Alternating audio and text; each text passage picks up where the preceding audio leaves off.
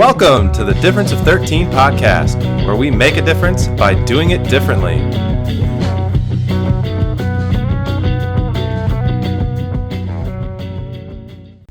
What's going on, everybody? I'm Chris. And I'm Teri. And we're coming at you from Raleigh, North Carolina. This is our first ever podcast and first ever YouTube show. So if you're listening to us, go over to the YouTube page and check us out there too. The links will be in the bios below. We are super nervous. Yeah, we've never done this before. We've got an outline in front of us. If you're watching on YouTube, you can see our computers open. That is so that we don't screw up. We've also got these. This is to alleviate our nerves. So cheers to our first podcast. Nothing like cognac at 3 p.m. Yes. So what we thought we'd do is talk to you a little bit about, what's the point of this podcast? Why are we doing it? It was your idea. It was a way to torture me. That's what it was. It is. Teri is really angry right now that she's on camera. But the goal of this podcast is the difference of 13. Really, we have and always will continue to do things differently, and our goal is to make a difference in everything that we do. Our business, Par for Success, is a fitness and physical therapy business. We do things online. We do things in person as well here in Raleigh. And we really believe in doing them differently to make a difference. So we thought that the podcast, as well as videos, in addition to making Teri totally uncomfortable and angry, absolutely, are just a great way to share information with a broader audience to help all of you out there make better health decisions, understand really what's going on in the healthcare world. Obviously, coming from a health and fitness background, our focus will be a lot in that, but our goal is to also bring in people who are doing things differently and making a difference in this world with some interesting guests outside of the health and fitness realm as well. Anything you'd like to add, Teri? I think you got it all. Let's tell them about how we came up with the difference of 13. Because Chris is exactly 13 inches taller than I am. If you can't see it, shrink down just in case they're scaling it on the video. Right. Yeah. So I am not quite 5 feet tall. And I am 6'1". So, and if someone calls us on it, I guess we could just raise or lower your seat right on the video. Yeah, that's why we should have done it. Whoosh. See, look, now we're 16 inches different. So I think it's fun. I think we should tell people kind of how we met. Yeah. How long ago was that? 2008. I don't think I had any gray hair yet. I don't know if you guys can see I that. didn't either. You still don't have any gray hair. Yeah, right. They're highlights. How many of those are from me? All of them. All of them? Yeah. So why don't you how did we tell it? Let's hear your side of the story of how we met. My side of the story was I was in physical therapy at a local teaching hospital. That was not my first stint in physical therapy. Are we not allowed to say where that was? I guess we could say. It was at UNC. That's where I used to work, in case anyone's wondering. Yeah, and that's part of the story, too. And poor Chris got stuck working with me a few times, and I had worked with many physical therapists, and I was like, this guy's kind of smart. I'm going to try to stick with him. And then Chris left UNC and went to I got written up for insubordination. Yeah, let's put that on the record. Yeah, that's coming. That's another part of the story. Didn't necessarily leave on good terms. He went to a private clinic, and I followed him there. And every time he changed work locations, I followed him because I've had many, many, many surgeries. Some people might say I'm a driven entrepreneur. I say I was just driven to get away from you. Yeah, That's clearly worked well. He was trying to run away, but I stalked him. Yeah.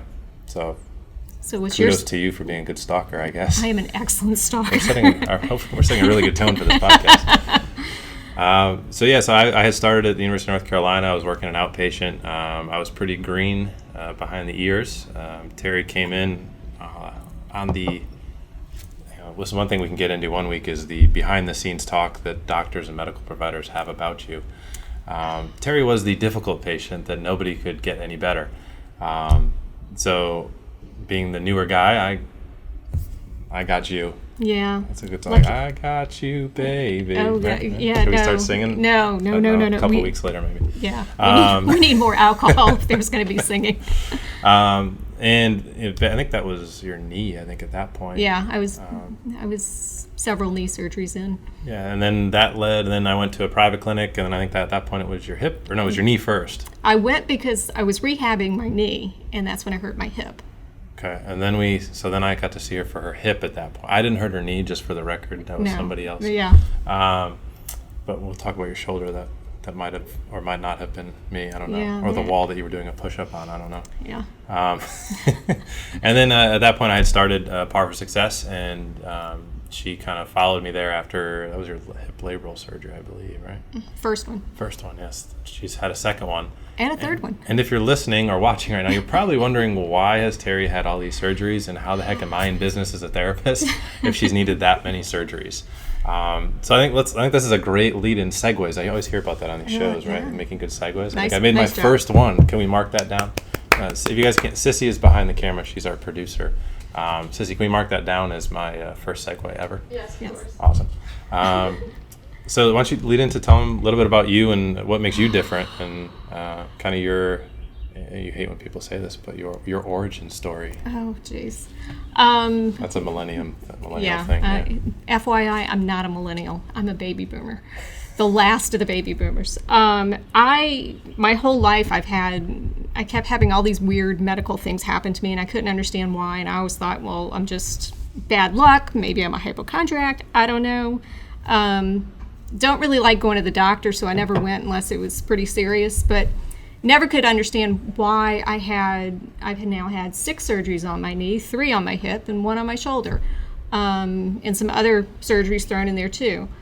And couldn't understand why this was happening, but I just figured, like I said, I was a klutz and chalked it up to bad luck. And then my son started having joint pain when he was in college. Couldn't even walk to class some days. He'd have to get like the campus shuttle to take him to class. And I was like, that's not right. And despite Chris's excellent physical therapy, I was not getting better. And in getting my son evaluated and figuring out what was going on with him, we discovered that we both have a genetic issue it's something called Ehlers-Danlos syndrome, and it affects all of the collagen in our bodies. So it makes me very prone to joint injuries. Is there a good educational site that we could put down in the bio, like a link to it? You think? Yeah, I think it's Ehlers-Danlos.org. Okay, so maybe let's make a note that we'll put that in the bio for all you guys out there. On another podcast, we can get more into that, but it's kind of a challenge because it affects collagen is everywhere in your body, affects everything. So that's why I was having multiple injuries and never really recovering from surgery very well.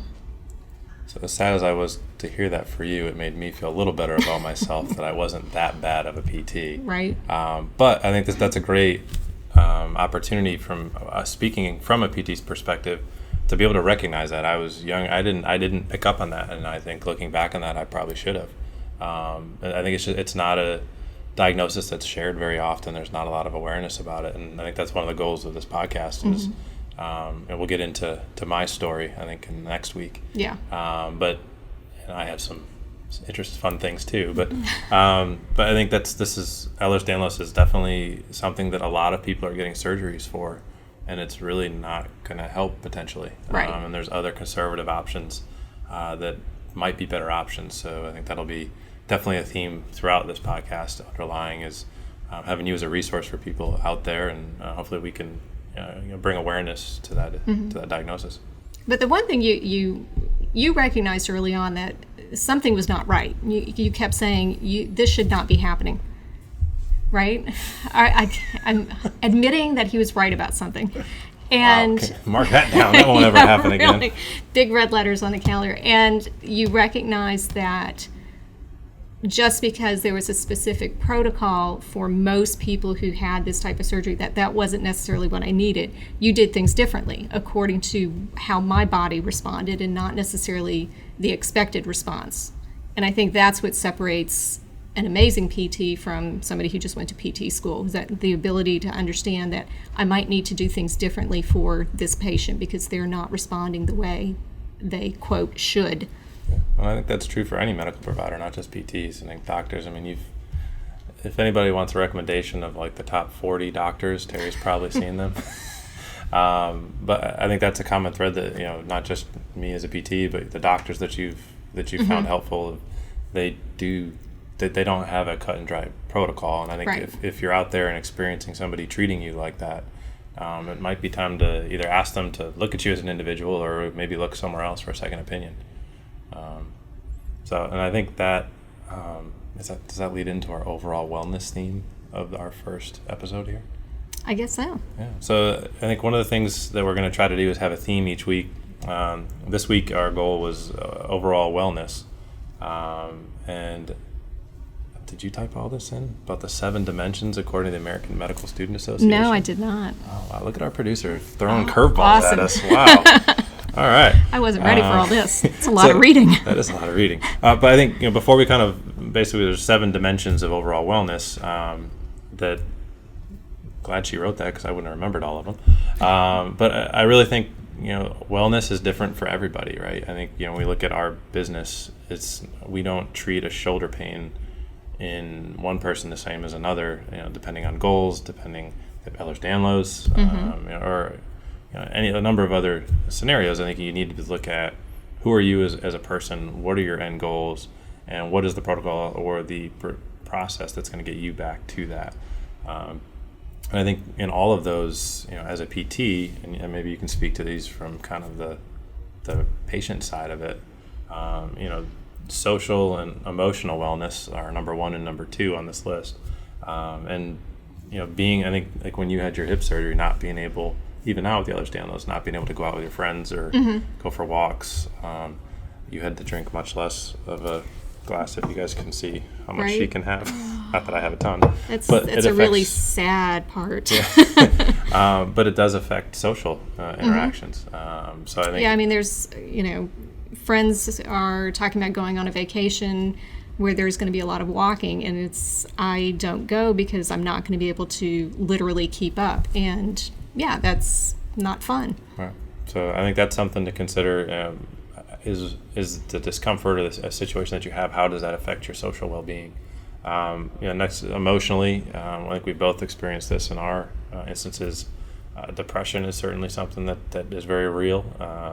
Your self-image, I think we both talked about kind of we're both think we can do everything, and having to realize that sometimes you do need to ask for help is hard.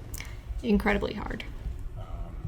And then spiritual wellness, you're going to be really good on this one. Maybe I'll talk on this one. You take that one. If you guys are listening and you would like to, we're going to open up and ask everybody listening out there to write in questions or topics for us to talk about. Please write in to really request Teri to talk about spiritual things and her feelings. She loves to do that. No. It would just more so be enjoyable for me to listen to her do that and say that it's because of you, our viewers and listeners, that she has to. Feelings are supposed to be stuffed down deep and never touched. But I think definitely when I had I'm just trying to build suspense for next week here. When I had my thing, there was question. For me, I'm a Roman Catholic, is what I've grown up with. But questioning, my relationship with God. Why would He do this? This isn't fair. I thought I was a decent human being. Why is this happening to me? Those are all totally normal, and I think Teri probably does not agree. But I think healthy conversations to have, and but this is why we're different. Is there such thing as 13 degrees apart? If that's the max, that's probably where we are on that one. And then, I screwed up my computer here. There we go. Environmental wellness. So really just, keeping the environment healthy. I think if we talk about, I'm not really sure how this relates to medical side of things, but I think if we talk about social responsibility, keeping the environment, clean, so that the air is clean. Luckily, we live here and not in China, where smog is ridiculous.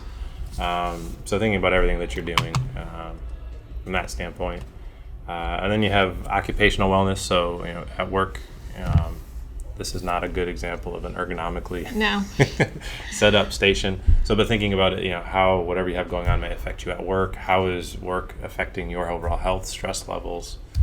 What else from a work standpoint would you say? Dealing with people like me as bosses, maybe, I don't know.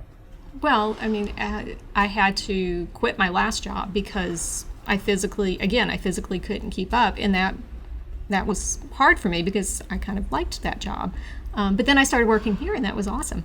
So Smiles. see, it all came around. Yeah, so your workplace does have a big impact. Chris is great, and he lets me have a really flexible schedule. So if I wake up and it's kind of a rough morning and I'm not feeling great, I don't feel that pressure that I have to be at work by 9 o'clock. If I come in at 9:01, it's going to be tragic.